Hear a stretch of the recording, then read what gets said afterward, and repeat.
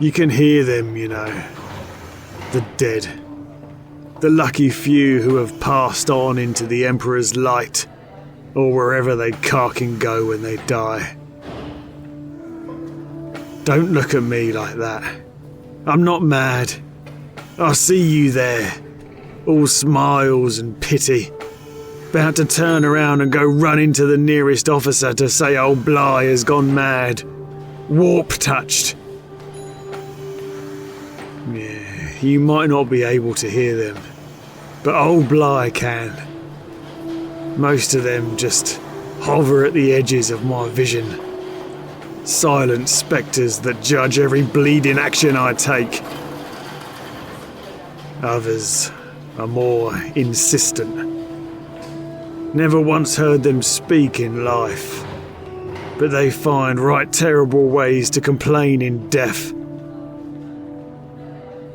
The worst ones are the ones that just stare at me, accusing me, yelling at me with their ghostly faults.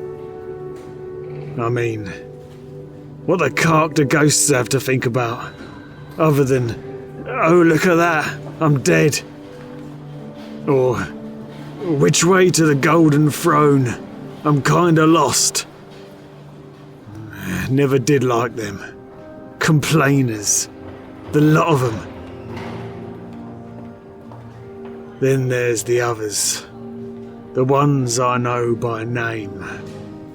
The ones I'd really rather not think about, but have no choice if I want to do my job. There's Jayavel. Lost his damn leg to a mine, resulting in the total loss of his femoral artery and death by exsanguination. Well, that's not right, is it? Little more than a kid. He'd have died no matter what I did. Ended up sliding my scalpel into his heart.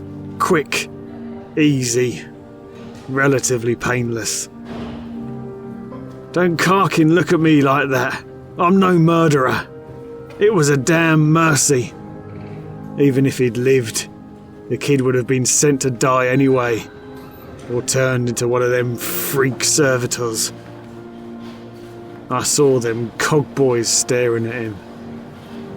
I knew what they wanted to do. Wasn't going to allow that. I ain't no murderer. So why then is this damn boy's ghost haunting my backside? I didn't kill him. The mine did that. Look. Sometimes you got to take measures into your own hands. Most of these soldiers ain't even that. They're boys. Just boys. Most ain't even older than 15, maybe 16. If they're anything like old Bligh, they'd been scooped up by a draft. Trained for more than a month, maybe 2 if lucky. Handed a gun and told, go shoot that bloke in the name of the Emperor. This carking planet don't care where they come from. Don't matter who they are. It eats them up indiscriminately and without mercy. Someone's got to be that mercy. Why not the poor bloke who's forced to stitch them up? Jayavel wasn't the first ghost. Nah. That's one I don't like talking about. One whose voice I can hear at the edges of my mind. That damn accusing cadence. That carking red sash. Got so damn tired of him. Vorpal was his name. Commissar Vorpal. If I heard right, his damn sword and that sadistic penchant for giving out lashings. That's why most of these boys were sent here to my tender mercies in the first place. One day, the bastard takes a wound to his chest. A grazing to his collarbone. Surface damage, really. Muscular trauma. Cauterization. Bleeding. The simple stitching he'd have been done and gone. Thing is, he'd also have been off torturing some poor boy because he froze in battle. Yeah. Commissar Vorpal, died of a heart attack. Poor bloke was so damn stressed. Died right on my table. Weight of the Emperor and all that. Don't matter if I slip some hypnocoramine into his jugular vein. Bastard got what was coming to him. Better an evil man like that die a painful death than he send more lads to die on my table.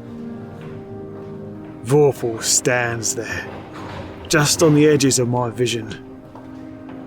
Ghosts can choose how they appear. Did you know that? Jayavel appears with that stump of his leg, still bleeding, face still racked with pain. Don't look at me like that, you bastard! I growl at him. No point. They don't listen. What right do they have to show pain? I freed Jayavel from suffering, gave him a chance to meet the Emperor. And what does that ungrateful sumprat do? He instead chooses to haunt me when I ain't done nothing wrong.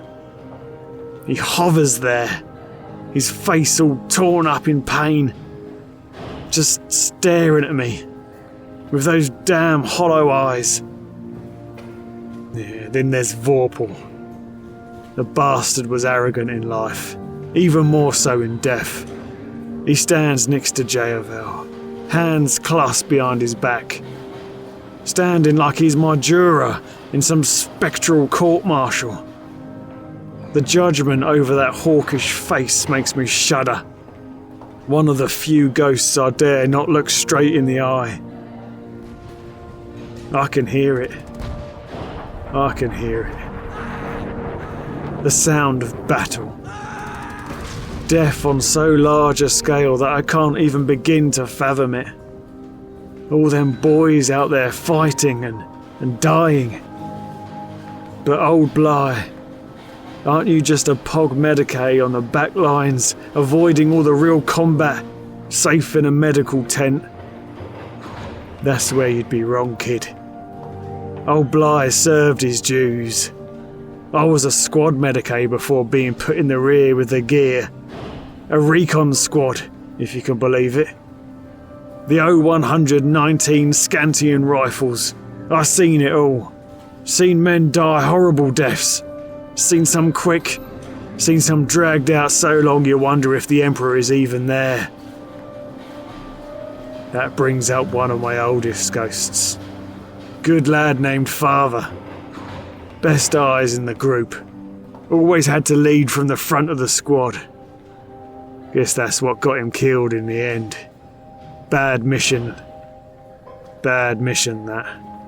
Stuck behind enemy lines. It was me or him. He was fighting some chaos spawn. Emperor damn them. Performing a recon enforce mission to locate their primary ritual site and put an end to a curse that had been making the boys sick back on the lines. We were in their land, their home turf. Couldn't make a peep. That's when it happened. Father stepped in, hidden by mud and blood. He didn't see the rusted bear trap. Snapped around his leg, broke his bone. Nothing I couldn't have fixed. But the scream. Damn that scream. The pain was terrible. But there was nothing I could do about it. Was a carking idiot then. A recon enforce mission I should have been prepared for. Didn't bring no stims or morphine. We were low, okay. Not enough to go around. I know. Don't look at me like that, you spectral bastards. I know I should have tried harder to requisition the damn meds. I'm a Medicae. It's my carking job. I did what I had to do. He just kept screaming in pain. Can't blame him for that. But if he'd continued, well, the whole damn horde would have dropped on us. Tried everything. I covered his mouth, tried to gag him, but still he was just so damn loud. Fear. That's what I felt then. I wanted to live. Still had too much to do. Wanted not to be a hero. I know heroes die. Just wanted to live like anyone else. I had to do it, okay? It was me or him. The squad behind us, or one man. It's not like I wanted to. Father was my best friend. Knew him since boot. I had to do it. I burned the last pistol afterwards. I couldn't stand the sight of it. The memory of what I'd done. Father was dead.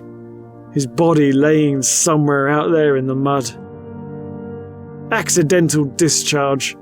That's what my sergeant had called it. As if he understood, the bastard. Now his ghost follows me like all the others. That's when I swore I'd change things. When I told myself that it'd never happen again. Now every life I save, every death I prevent is atonement. Father can't accuse me no more. Well, he can. But I won't listen. Since then, I've saved lives. I've provided mercy. Been the Medicae I've always meant to be. Do I still hear that scream? Yeah. But it's quieter now. Except for when I sleep, of course. Then he's louder than ever. You might be wondering why I'm telling you all of this. Why old Bly is talking like he's about to die. Truth is, I hate telling people this. Bly isn't about to die. You are. That wound in your gut. Nothing I can do about it. Muscle tearing, internal bleeding, hemorrhaging. You'll be dead in the next few minutes. Shh. Don't protest. It's just the way of things. I'll tell you all this because it kind of feels good, Confessing it all to someone who will understand in the end. You won't become one of my ghosts, will you? You understand, don't you? They don't. But you do. You're different.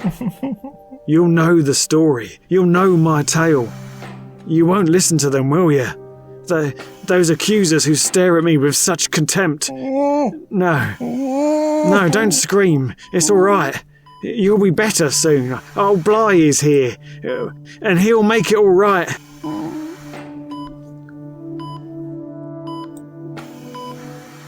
You stare at the man hovering over your body, withdrawing the syringe from your neck.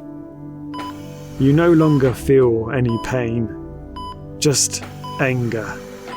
Relentless anger. The old man turns to face you, and something crosses his features.